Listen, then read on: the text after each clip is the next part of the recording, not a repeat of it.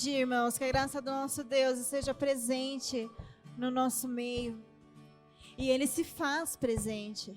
Então eu convido você, neste momento, que você possa sim se desligar de tudo que você esteja fazendo. Que você possa sim se conectar neste momento, nas músicas, na palavra. E eu convido você a estar louvando e engrandecendo o nome dEle. E essa música diz: vem, assim como você está, seja alegre, seja triste, mas venha adorar o nosso Deus. E se alegre na presença dEle. Vem, esta é a hora. Vem, essa é a hora da adoração. Vem, dar a Ele teu coração. Vem, assim como estás, para adorar.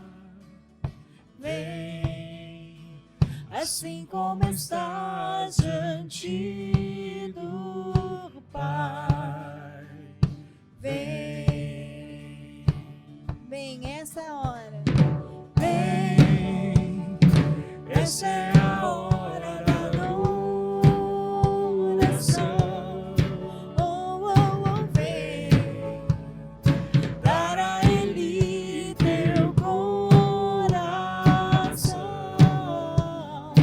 Vem, assim como estás, para adorar. oh, oh, oh. Vem, assim como estás diante do Pai. Vem, Toda língua confessará ao Senhor, todo joelho se dobrará. Mas aquele que a te escolher, o tesouro maior terá. Toda língua confessará ao Senhor, todo joelho se dobrará. Mas aquele que a te escolher, o tesouro maior terá. Vem, essa é a hora. Vem, esta é a hora da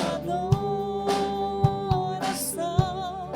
Oh, oh, oh. Vem, dar a Ele seu coração. Vem, assim como estás, para adorar. Oh, oh, oh. Vem, assim como estás diante do Pai. Vem, toda língua confessará ao Senhor, todo joelho se dobrará. Mas aquele que a te escolher, o tesouro maior terá. Toda língua confessará ao Senhor, todo joelho se dobrará. Mas aquele que a te escolher, o tesouro maior terá. Vem, Assim como estás, vem para adorar, vem. Assim como estás, vem para adorar, vem. Aleluia.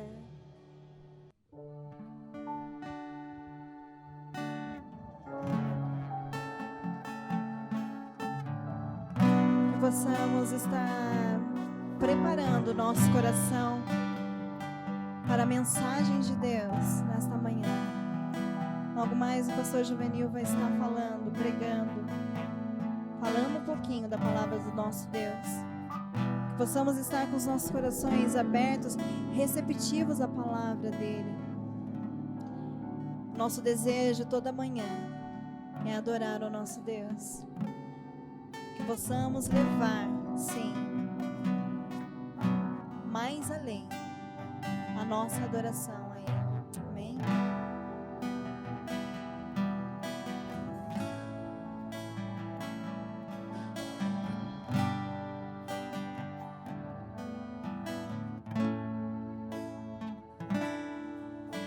Render-te adoração e derramar meu ser. É o que meu coração deseja toda manhã. Se imaginar é me inspirar pra te dizer: estou apaixonado cada vez mais por ti. Senhor, tu és incomparável, teu nome é maravilhoso.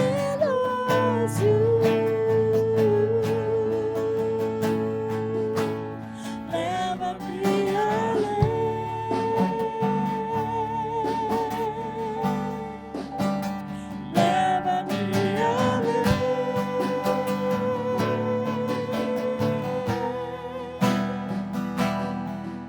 a um nível mais profundo de intimidade contigo, Senhor.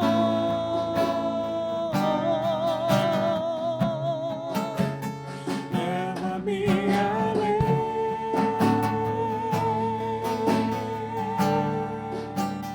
Leva-me além.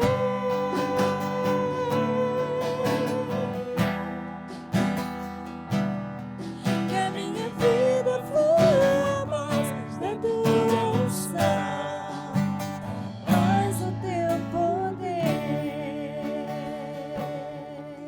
Render a ti.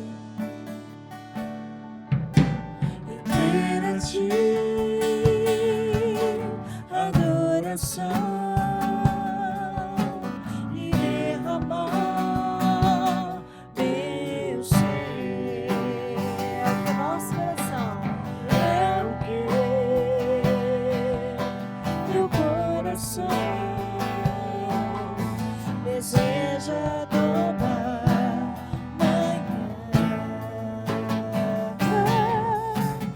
Imaginar é me inspirar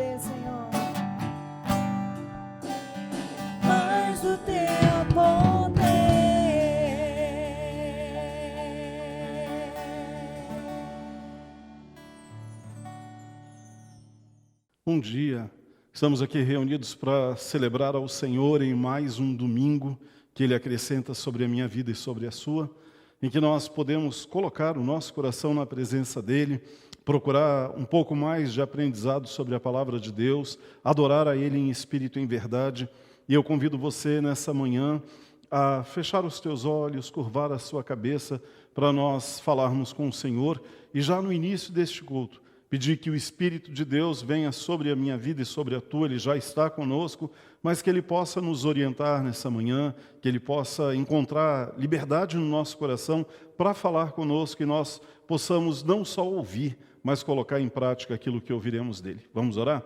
Pai, nós queremos te louvar nessa manhã, queremos exaltar ao teu nome, queremos te agradecer porque o Senhor tem cuidado de nós, queremos apresentar a nossa família ao Senhor, queremos pedir em nome de Jesus que o Senhor tenha misericórdia de nós nesse período tão difícil, que o Senhor nos guarde, que o Senhor possa olhar, ó Deus, nas nossas casas e enxergar aquilo que nós precisamos mudar para agradar o teu coração, mas também pedimos que venha o teu reino sobre nós, que venha o teu governo sobre nós, e que todos nós possamos, ó Deus, neste tempo, colocar as nossas vidas na tua presença. Queremos orar nessa manhã pelas pessoas que estão enfermas com o Covid, queremos orar pelos profissionais que estão nos hospitais em todas as áreas, enfrentando este momento tão difícil, e queremos pedir em nome de Jesus, que o Senhor nos fortaleça no teu caminhar, e que todos os dias da nossa vida possam ser para a glorificação do teu nome. Em nome de Jesus, oramos e agradecemos. Amém e amém. Nós estamos no período da manhã na nossa igreja já há 2 meses, estudando o livro de Marcos, e a gente tem a Bíblia como a nossa fonte principal e com o apoio do material do pastor Hernandes Dias Lopes. E eu quero convidar você nessa manhã a abrir a tua Bíblia no livro de Marcos e nós vamos olhar um confronto muito grande que Jesus teve com os homens que estudaram tanto sobre ele, que chegam a renegá-lo, como nós temos visto nesses dias. Então nós vamos abrir no livro de Marcos, capítulo 7, verso de 21 a 23. Abre lá comigo a tua Bíblia para nós estudarmos a palavra do Senhor. A palavra diz assim, a partir do verso 1. Alguns fariseus e alguns mestres da lei que tinham vindo de Jerusalém reunir-se em volta de Jesus. Eles viram que alguns dos discípulos dele estavam comendo com as mãos impuras, quer dizer, não tinham lavado as mãos como os fariseus mandavam o povo fazer. Os judeus, e especialmente os fariseus, seguem os ensinamentos que recebem dos antigos. Eles só comem depois de lavar as mãos com bastante cuidado. E antes de comer, lavam tudo o que vem do mercado. Seguem ainda muitos outros costumes, como a maneira certa de lavar copos, jarros, vasilhas de metal e camas. Os fariseus e os mestres da lei perguntaram a Jesus: por que é que os seus discípulos não obedecem aos ensinamentos dos antigos e comem sem lavar as mãos? E Jesus respondeu: hipócritas, como Isaías estava certo quando falou a respeito de vocês. Ele escreveu assim: Deus disse, esse povo com a sua boca diz que me respeita, mas na verdade o seu coração está longe de mim. E a adoração deste povo é inútil, pois eles ensinam leis humanas como se fossem mandamentos de Deus. E continuou: vocês abandonam o mandamento de Deus e obedecem a ensinamentos humanos. E Jesus terminou dizendo: vocês arranjam sempre um jeito de pôr de lado o mandamento de Deus para seguir os seus próprios ensinamentos. Pois Moisés ordenou: respeite o seu pai e a sua mãe, e disse também que seja morto aquele que amaldiçoar o seu pai e a sua mãe. Mas vocês ensinam que se alguém tem alguma coisa que poderia usar para ajudar os seus pais, mas diz: eu dediquei isso a Deus, então ele não precisa ajudar os seus pais. Assim, vocês desprezam a palavra de Deus, trocando-a por ensinamentos que passam de pais para filhos. E vocês fazem muitas outras coisas como essa. E Jesus continua no verso 14. Jesus chamou outra vez a multidão e disse: Escutem todos o que vou dizer e entendam. Tudo o que vem de fora e entra numa pessoa não faz com que ela fique impura, mas o que sai de dentro, isto é, do coração da pessoa, é o que faz com que ela fique impura. Se vocês têm ouvidos para ouvir, então ouçam. Quando Jesus se afastou da multidão e entrou em casa, os seus discípulos lhe perguntaram o que queria dizer essa comparação. Então ele disse: vocês são como os outros, não entendem nada. Aquilo que entra pela boca da pessoa não pode fazê-la ficar impura, porque não vai para o coração, mas para o estômago e depois sai do corpo. Com isso, Jesus quis dizer que todos os tipos de alimento podem ser comidos. No verso 20, ele continuou: o que sai da pessoa é o que faz ficar impura, porque é de dentro, do coração, que vêm os maus pensamentos, a imoralidade sexual, os roubos, os crimes de morte, os adultérios, a avareza, as maldades, as mentiras, as imoralidades, a inveja, a calúnia, o orgulho e o falar e agir sem pensar nas consequências. Tudo isso vem de dentro e faz com que as pessoas fiquem impuras. Vamos orar novamente? Pai, que a Tua palavra possa falar no nosso coração. Se existe em nós religiosidade que nos impede de estar na Tua presença, ou que condena aos outros, em nome de Jesus, coloque por terra, porque nós queremos ser puros de coração na Tua presença. Queremos nos apresentar ao Senhor de mãos limpas e coração puro para agradar ao Senhor. Em nome de Jesus, oramos e agradecemos. Amém.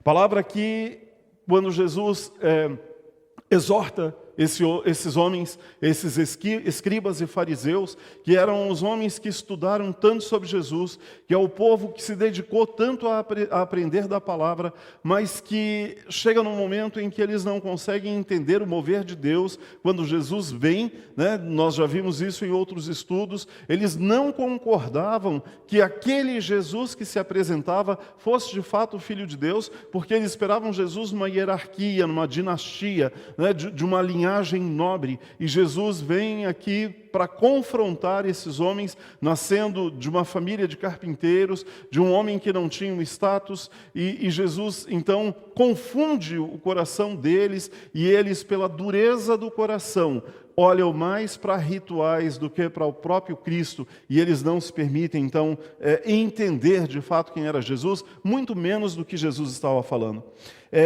Eles guardavam uma tradição, eles procuravam em todo o tempo, por causa da tradição, alguma coisa para condenar Jesus. Então seria como se eu e você aprendêssemos alguma coisa, mas daí chega no momento que o Espírito de Deus começa a falar no nosso coração, ou alguém começa a ser usado por Deus para ministrar a tua palavra com base na palavra de Deus, e aí você quer solidificar naquilo que você aprendeu por tradição e não na palavra, e aí eles procuravam, né, no exemplo que eu estou trazendo, para condenar Jesus e para não aceitar. Durante algum tempo na minha caminhada, eu tinha um desejo imenso de conhecer esse Jesus da Bíblia, mas a tradição não me permitia me debruçar de fato diante da palavra de Deus para entender aquilo que Deus falava, porque nós temos uma cultura e muitas vezes a gente pensa que a cultura é aquilo que serve, mas na verdade o que serve para mim e para você é entender de fato quem é Jesus, deixando de lado aquilo que é tradição, porque nós temos um Deus tremendo que nos diz aqui, de forma muito clara, como eu e você fazemos para chegar até Ele, para ter vida eterna e para viver na presença dEle. E aí, quando a gente vai fazer a leitura da palavra, a gente pede: Espírito Santo, me ilumina, fala comigo, me orienta, para que eu possa compreender aquilo que o Senhor quer falar comigo. Mas aqui não, eles fechavam o pensamento e eles não queriam sequer ouvir alguma coisa diferente, porque eles não queriam dar a oportunidade. Esse povo aqui, os fariseus aqui e os judeus, eles viviam para cuidar da vida dos outros com o propósito de achar erros. Sabe aquelas pessoas que gostam de cuidar da vida dos outros, do outro, né, em vez de cuidar da sua, para ver se o outro está fazendo alguma coisa errada, só para poder condenar, para colocar sobre a mesa, como para fazer uma exposição? Era mais ou menos isso que eles faziam aqui, e Jesus vem e confronta eles, né? Jesus presta atenção neles. Eles foram e eram estudiosos da lei, eles vinham dos ensinamentos de Moisés. Lá quando Moisés traz todos os ensinamentos que diz lá depois na palavra, eu me lembrei agora, quando nós olhamos a ceia judaica, quando o povo sai a caminho do deserto, que passa o sangue nos umbrais e pede para que aquela lei fosse replicada sobre a vida daquele povo, né, de geração em geração, eles vêm dessa descendência. Mas aqui chega no momento em que Deus muda a história, e aquilo sim que nós aprendemos no Velho Testamento, é claro que tem peso, porque é a palavra de Deus, mas Jesus vem aqui com o tempo da graça, e eles não conseguiam entender o tempo da graça, eles ainda preferiam viver no tempo da lei. E aí eu faço um parênteses aqui no começo dessa pregação, dizendo que é duro, mas às vezes nós ainda hoje encontramos pessoas que preferem o tempo da lei do que o tempo da graça. É um Deus que foi ensinado para algumas pessoas como um Deus pronto para castigar o tempo todo, um Deus como se fosse com um raio na mão, mas não um Deus de amor. Embora nós tenhamos falado nos cultos de quarta-feira que lá os profetas menores exortando o povo, e eu tenho dito lá assim, não é porque é o tempo da graça que a gente vai viver relaxadamente, mas nós precisamos entender este amor de Deus que foi mostrado por mim e por você na cruz, que excede a todo entendimento, que nos perdoa de todos os pecados, que nos lava, nos purifica e continua todos os dias quando eu busco a Ele, transformando a minha vida. Talvez a grande dificuldade seja você entender que alguém como eu, alguém como você, imperfeitos, chegamos na presença de Deus e a gente vai ter uma trajetória de transformação. A salvação, ela é um ato. O dia que eu aceito Jesus, que eu confesso com a minha boca e que eu acredito no meu coração, neste dia eu estou salvo. Mas a santificação, que é a busca de andar na vontade de Deus, ela é um processo, é algo que eu vou fazer dia após dia. E eu não posso me olhar como alguém pronto já no dia da minha conversão, e eu não posso olhar para alguém que aceita Jesus e achar que essa pessoa vai estar pronta no dia seguinte, porque nem eu e nem você estamos. E até o último dia da nossa história, nós teremos coisas ainda para serem ajustadas pelo Espírito de Deus, para serem transformadas. Então, eu e você precisamos sair dessa roupagem de lei, que misericórdia se ela faz parte da nossa vida. Nós precisamos, de novo, trocar o nosso pensamento e olhar com este amor que Deus tem, com essa paciência que Ele tem, e entender que aquilo que você olha, que você pensa que deve ser transformado na vida do outro, Deus irá fazer no tempo dele. Então, vamos olhar para nós. Olhe para as suas imperfeições. Olhe para as suas rachaduras. Olhe para aquilo que Deus precisa mudar em você. Pare de olhar o outro, porque senão nós seremos como este povo que olhava, condenava, mas não se enxergava. A prática e pensamento deles aqui vinham desses ensinamentos antigos, e eles não queriam ter a oportunidade de aprender algo novo de Deus. Eles transformavam a vida espiritual num peso. Eles transformavam aquilo que era para ser prazeroso em um fardo para carregar nas costas. Sabe por que talvez algumas pessoas não veem o Evangelho? Porque elas pensam que vir ao Evangelho é carregar um fardo imenso nas costas. Eu não sei se você pensava assim. Como, por exemplo, pensar em vir ao culto, e eu falei isso esses dias numa pregação, para mim é um grande prazer. Para algumas pessoas que não ainda tiveram um encontro com Jesus, olham e pensam que é um tempo de obrigação. Eu não venho à igreja, embora sendo pastor, porque é uma obrigação. Eu venho porque eu tenho prazer em estar na casa de Deus. Eu procuro seguir aquilo que a palavra de Deus me orienta, não porque o pastor, os irmãos, alguém vai olhar e vai me condenar, mas porque eu entendo de fato o que a palavra diz e o que Deus espera de mim e de você. Sabe quando nós estamos ensinando uma criança nas coisas que ele não deve fazer, como pôr o dedinho na tomada, e a gente diz assim, não coloque o dedo aí. E a criança diz assim, por quê? E a gente fala, por que não? Porque não pode. Na verdade, nós precisamos explicar o porquê. Não é porque você vai tomar choque, vai doer, você vai se machucar, e talvez ele vai ter que pôr o dedo para sentir o que é, e ele nunca mais vai fazer. Mas nós precisamos entender as coisas de Deus, os pensamentos de Deus a nosso respeito, para tomarmos decisões nas escolhas que nós vamos fazer.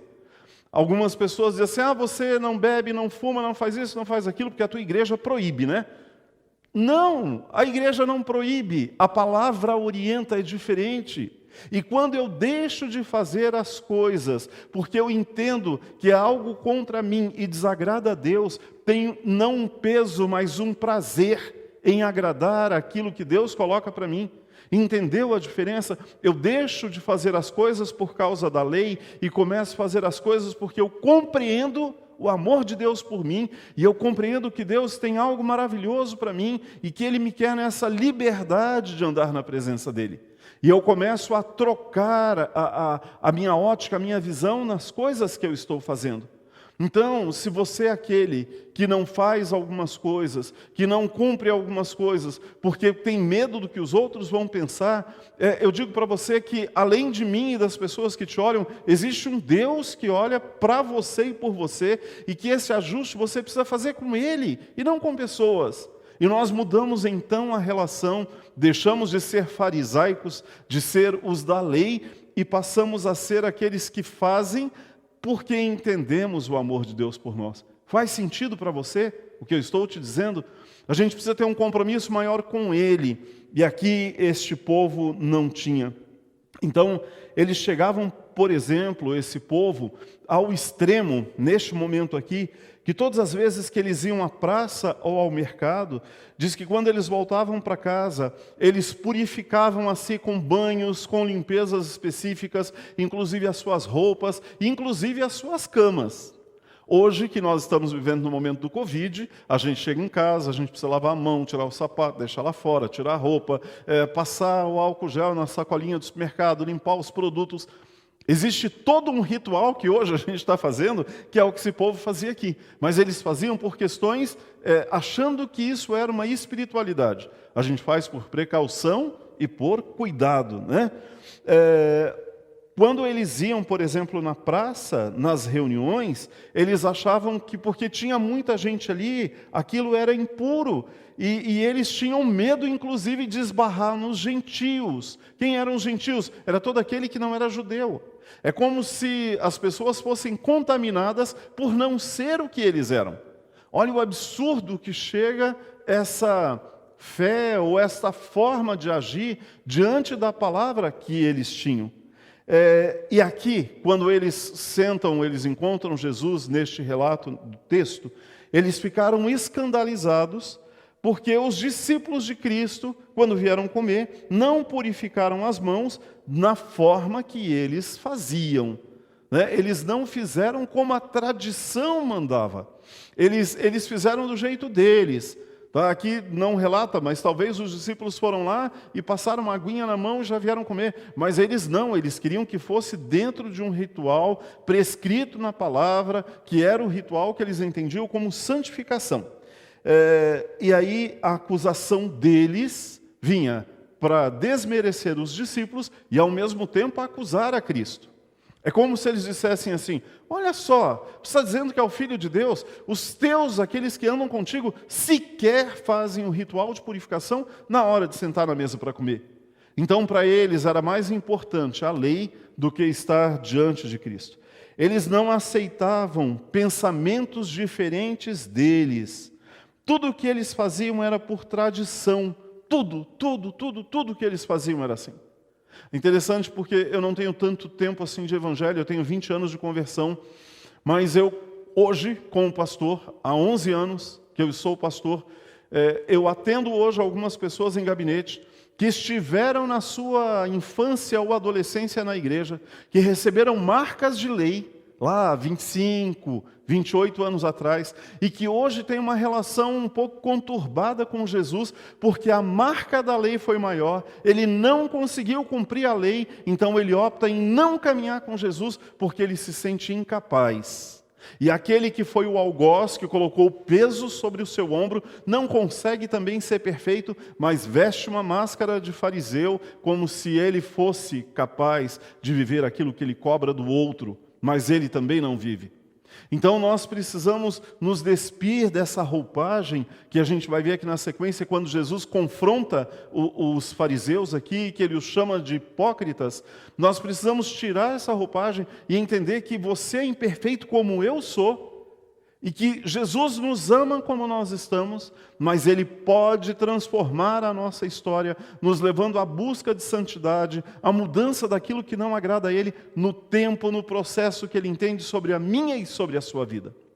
Cada um de nós temos um tempo, cada um de nós temos um jeito, e às vezes, eu e você afastamos as pessoas por levar o peso, e não o amor de Deus.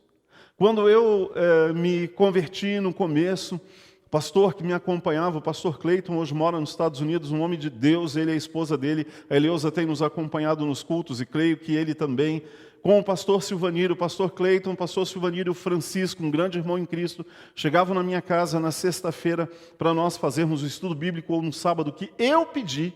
E quando eles entravam em casa de uma forma irreverente ou até arrogante, eu colocava sobre a mesa o meu uísque, a minha cerveja, o meu cigarro, porque eu estava dizendo para eles, vocês não me mudam.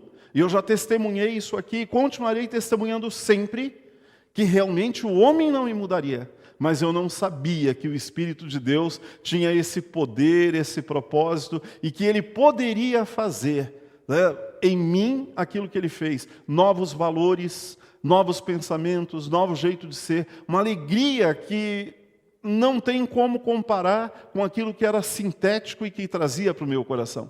E aí vem essa questão da compreensão, né? Não é o peso que eu e você vamos colocar sobre alguém.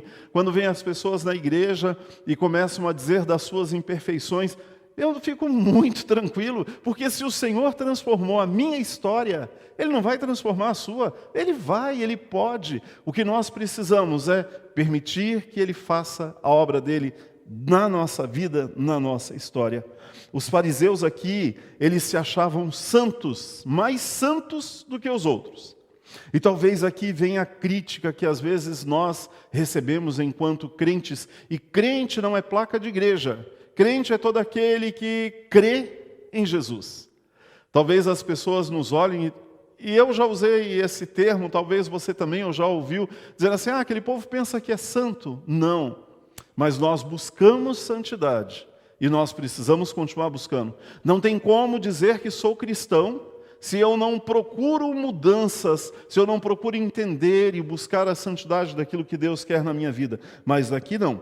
Eles se achavam melhores que os outros, eles se achavam melhores que os discípulos. Na verdade, eles achavam os discípulos, né, uma escória da humanidade, e eles eram, então, os perfeitos. Os fariseus aqui, em nome da espiritualidade, eles agiam contra o propósito de Deus. E a gente vai olhar aqui alguns desses pontos. Em primeiro lugar, no capítulo 7, no verso 6, Jesus chama eles de hipócritas. Jesus diz para ele, vocês são hipócritas. O hipócrita é uma pessoa, é uma palavra que às vezes a gente usa, né? O hipócrita seria como alguém que é um ator. E ele representa um papel, ele cria um personagem, e ele vive alguma coisa na frente dos outros, mas que na verdade ele não é. Ele não é quem ele aparenta. Então ele se coloca de santo, de bonzinho, né, de perfeito, mas por trás existe alguém cheio de problemas, cheio de impurezas, cheio de escaras, cheio de doenças, mas ele precisa se mostrar como santo para as pessoas que o estão vendo. E Jesus aqui confronta ele, chamando ele de hipócrita. O hipócrita é aquele que a sua boca fala aquilo que o seu coração não sente. O hipócrita é aquele que diz alguma coisa, mas que na verdade as ações dele não combinam com aquilo que ele fala. E eu me lembro que esses dias nós falamos disso num culto e alguém até escreveu no Facebook, enquanto o culto acontecendo, alguém escreveu lá a nossa ação, a sua ação, a minha ação, a nossa atitude, ela fala tão alto que a nossa voz se cala. Ou seja, se eu falo do Evangelho, mas eu não dou testemunho do Evangelho, se eu falo mal de pessoas, se eu vou extorquir alguém, se eu faço alguma coisa contrária àquilo que é da lei, eu estou dando um testemunho negativo do Evangelho. Entendeu? É isso. E aí, para mim e para você, Jesus olharia e diria assim: hipócritas, se vestem de cristãos, mas na verdade o seu comportamento não é esse. Então nós precisamos cuidar, irmãos, enquanto aqueles que nos declaramos cristãos, e de novo, sem placa de igreja. Se você se diz cristão, o seu comportamento precisa ser convergindo com isso. Entenda, nós não seremos perfeitos nunca, mas tem coisas básicas que nós sabemos que testemunham contra o Evangelho. E nós precisamos cuidar para não ser vergonha do Evangelho, para não sermos aqueles que as pessoas olham e dizem assim: olha lá aquela pessoa, está lá na igreja, né? Se coloca lá na igreja, mas o comportamento dele é terrível lá fora. Então nós precisamos assumir aquilo que nós precisamos permitir que o Espírito de Deus venha transformar na nossa vida. O hipócrita tenta esconder as suas reais intenções. O hipócrita é aquele que vem ajudar, às vezes, com a motivação de se mostrar. Quando a gente vai fazer alguma coisa, até nas boas intenções, a gente precisa entender o que te motiva. Qual é o motivo de você fazer o que você faz? O que te impulsiona a fazer o que você faz? De que forma, né, Deus está enxergando o teu coração diante de uma ação que você tem? A gente precisa lembrar que aquilo que a gente faz nas questões espirituais não é para pessoas, mas é para Deus. Será que Ele aceita a tua oferta? Será que Ele tem aceitado a tua entrega? Será que Ele tem aceitado o teu serviço? Será que Ele tem aceitado a sua disposição? Porque Ele enxerga o seu coração e nós precisamos cuidar. Em segundo lugar, Jesus fala da inversão de valores dos acusadores, no verso 8. O zelo deles não era preservar a palavra de Deus, mas manter uma tradição. Então seria como se assim: louvado seja Deus, aqui na nossa igreja a gente não tem isso, graças a Deus por isso. Não pode, por exemplo, o templo, vamos lá, santo é o nosso Senhor. Santo, santo, santo é o nosso Senhor. O templo é um lugar que Ele nos abençoa, que nós temos um respeito por Ele, que nós temos um carinho por Ele, que é um lugar onde nós cultuamos a Deus, mas é um lugar onde nós também usamos para as crianças aprenderem o judô, para os adolescentes fazerem o culto deles, onde nós já fizemos jantares, onde a gente faz velório, onde a gente faz festa.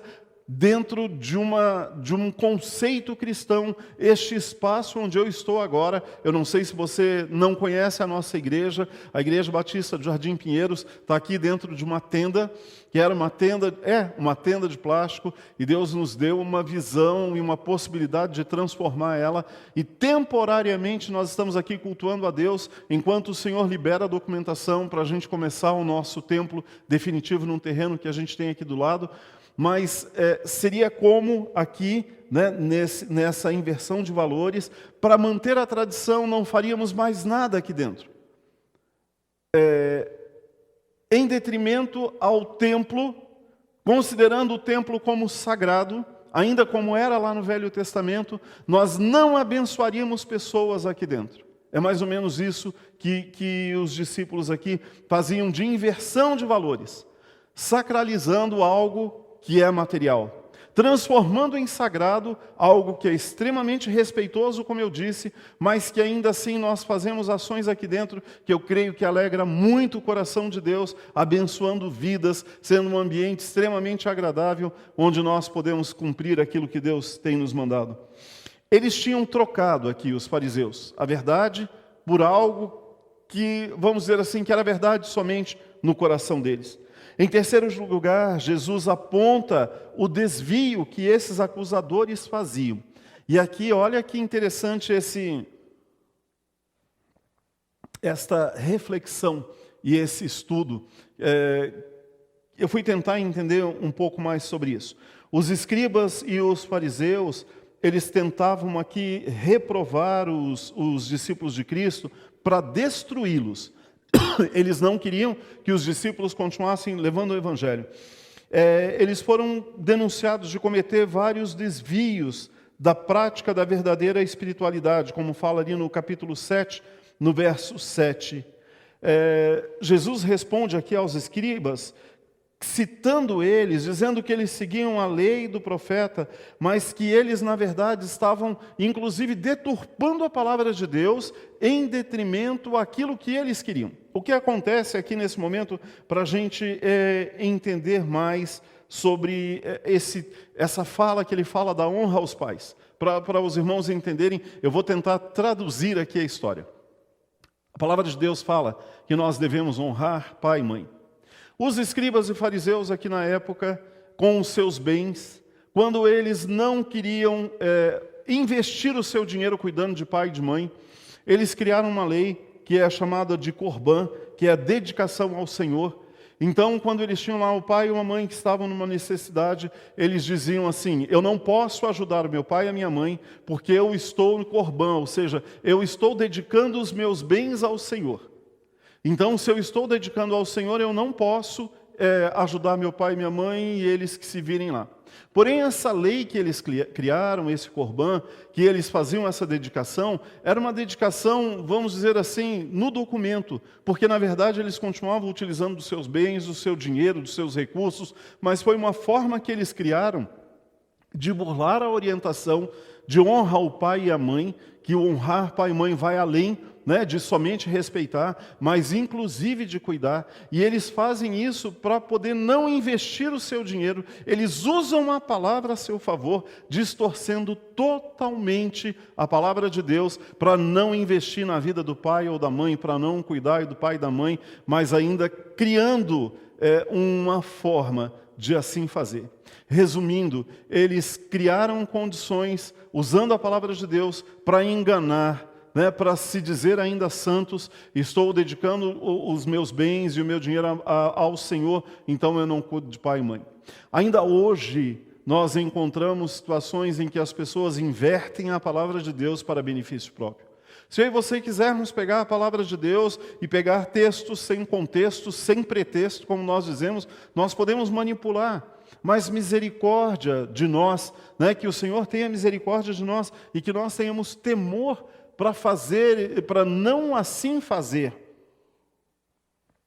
e seguir a palavra exatamente como ela é. E Jesus aqui então vem e faz esse confronto com eles, dizendo assim: estão acusando os meus discípulos porque eles não lavaram a mão, mas e vocês que pegam uma palavra, deturpam a palavra, distorcem a palavra, inclusive para benefício próprio, negando a própria palavra que diz: honrai pai e mãe. Então, Jesus sabia exatamente o que eles faziam, e Jesus, então, os confronta. Outras verdades que a gente vê aqui, primeiro deles, é essa contaminação que eles falam. E aqui é muito interessante, porque a contaminação não é o que sai, não é o que entra pela boca, como nós vimos, mas é o que sai. Diz que o nosso coração, a nossa boca está cheia daquilo que está no nosso coração.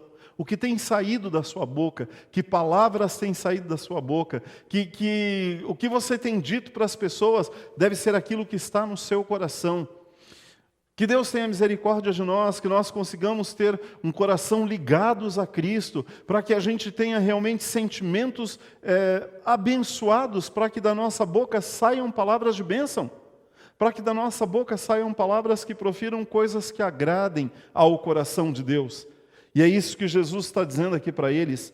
A verdadeira espiritualidade que eles aqui confrontavam Ela não está num ritual de cerimonial, como hoje a verdadeira espiritualidade não está em eu e você pegarmos a Bíblia e colocar embaixo do braço, nos vestirmos de crentes, né, ou nos colocarmos como crente, mas a nossa verdadeira espiritualidade está nessa relação minha e sua com o sagrado, que é o nosso Senhor, da nossa obediência a Ele, do nosso curvar-se diante dEle e permitir que Ele transforme a nossa vida de dentro para fora e não de fora para dentro.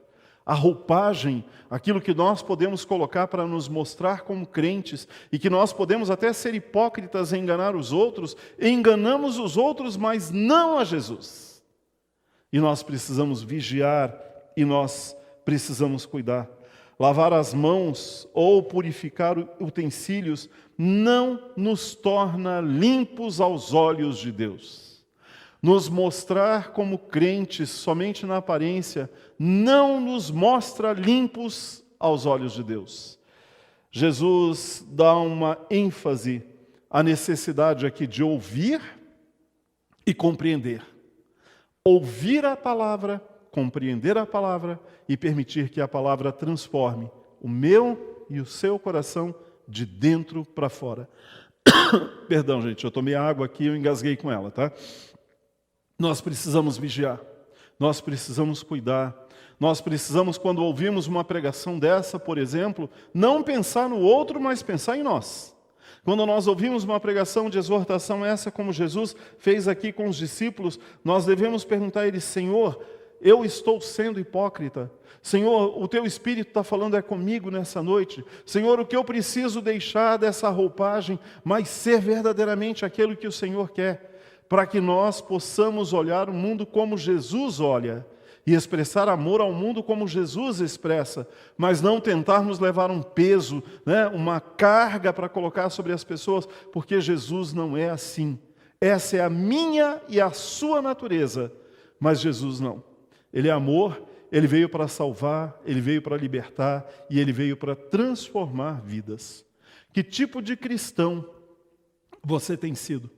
Se você estivesse aqui neste período, quando Jesus confronta os discípulos, né? Hoje, quando o Senhor confronta a mim e a você, você para refletir, você para refazer o seu pensamento, você abre o seu coração para que o Espírito de Deus possa mudar em você aquilo que Ele quer. A minha oração com você hoje é que eu e você possamos ser menos, ou nem um pouco, farisaicos, mas totalmente amor e graça, porque é isso que o Senhor quer que nós sejamos. Que nós possamos olhar o outro que nós condenamos e entender que Jesus o ama exatamente como ama a mim e a você. Que nós possamos olhar o outro e enxergar as suas imperfeições e entender que eu e você também somos cheios de defeitos e ainda assim o Senhor nos ama. E que eu e você jamais estaremos perfeitos e prontos, mas que nós temos pontos para Ele transformando na nossa vida, até o último dia da nossa história, ou até o dia que o Senhor voltar. Misericórdia, que o Senhor não use para mim e para você o termo de hipócrita, mas que Ele nos chame de filhos obedientes, que ouvimos, entendemos e tentamos colocar em prática. Vamos orar? Queremos, Deus, nessa manhã, te adorar mais uma vez, reconhecendo a Tua grandeza, reconhecendo o quanto somos falhos, o quanto precisamos do Senhor.